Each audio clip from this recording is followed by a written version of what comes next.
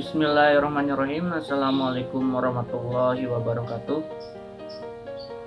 Kembali lagi bersama saya Januar Silva Ramadan, mahasiswa Pendidikan Guru Sekolah Dasar Penjas, Universitas Pendidikan Indonesia, Kampus Sumedang.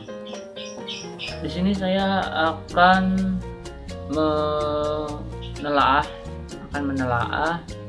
mengenai kurikulum 13 dan implementasinya terhadap mata pelajaran pendidikan jasmani itu sejauh mana ya. Yang pertama, kurikulum 13 atau kurikulum 2013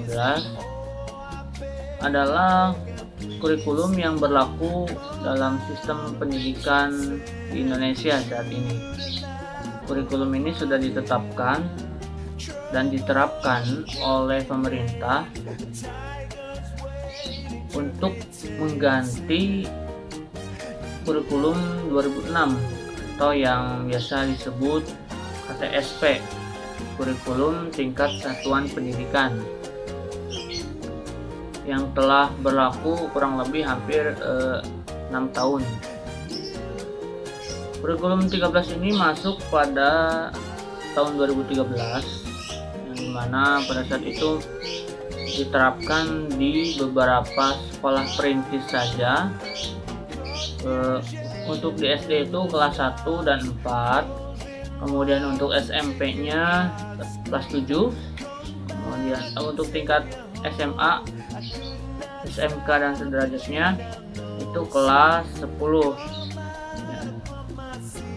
Kemudian pada tahun 2014 dikembangkan lagi dan ditambahkan lagi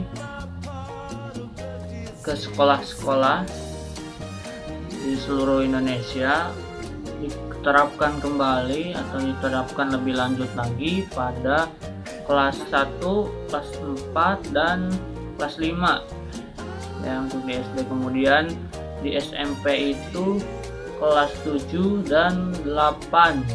Kemudian di SMA atau SMK sederajatnya yaitu kelas 10 dan 11. Jadi total yang sekolah rintisan pada saat itu berjumlah 6.000 lebih. Kurikulum 13 ini memiliki 4 aspek. Yang pertama itu pengetahuan, sudah pasti, kemudian keterampilan, dan juga sikap dan perilaku.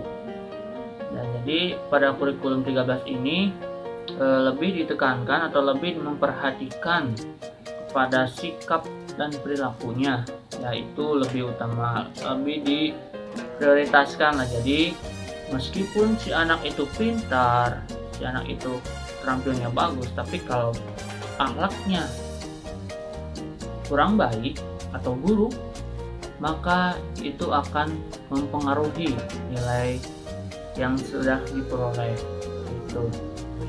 Kemudian karakteristik ya, kurikulum 13 ini, yang pertama itu isi atau kontennya ini kompetensi dinyatakan dalam bentuk kompetensi inti, KI, satuan pendidikan dan kelas. Kemudian dirinci lebih lanjut dalam kompetensi dasar mata pelajaran. Kemudian KI ini merupakan gambaran kategorial mengenai kompetensi dalam aspek sikap, kemudian pengetahuan dan keterampilan yang harus dipelajari peserta didik untuk suatu tema di SD. Kemudian silabus dikembangkan sebagai rencana belajar untuk satu tema ya.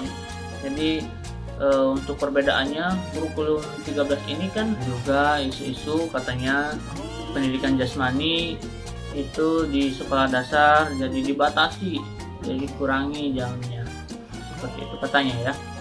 Jadi saya belum survei lagi. Untuk implementasinya sejauh ini, setelah kami observasi ke SD-SD gitu, bertanya-tanya, dan memperhatikan, ternyata ya cukup berkembang dan cukup bisa lebih beradaptasi dengan kurikulum 13 para guru tersebut. Jadi insya Allah semakin ke depan kurikulum 13 ini dapat berjalan dengan sesuai harapan, dengan target yang sesuai harapan. Jadi harus bertahap ya, tidak ada yang simple, harus bertahap. Demikian yang bisa saya sampaikan pada teman-teman semua, pada dosen. Mudah-mudahan video ini dapat bermanfaat bagi saya khususnya dan umumnya pada kita semua, bahwasanya pendidikan di Indonesia ini atau pendidikan ini sangat penting untuk kemajuan generasi bangsa seterusnya. Jadi bagaimanapun caranya kita harus mengikuti perkembangan zaman.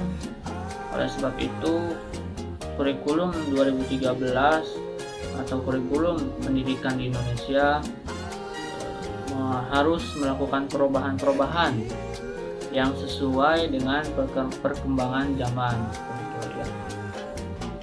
Terima kasih. Kurang lebihnya mohon maaf. Billahi taufiq wal hidayah. Wassalamualaikum warahmatullahi wabarakatuh.